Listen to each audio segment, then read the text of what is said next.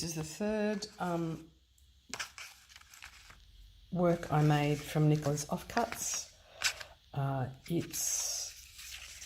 This shows you the way this new binding, new cover box I've made. Essentially, I cut a slit and poke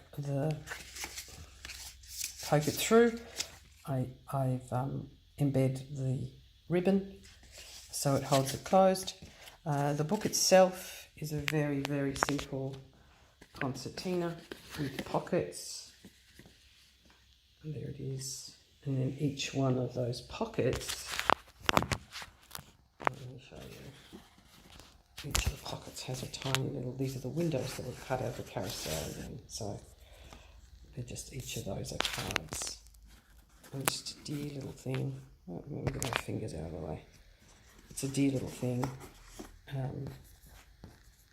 Yeah, that's that one. And yeah, let's put them in the right way around, shall we? This is another one made from the windows. It is a double flag. I recently received from part of the book art object, I received a tail feather from Ronnie Aliff, and this is the same. I mean, basically it's the double flag. Yeah, and finally, actually I do it as a separate one.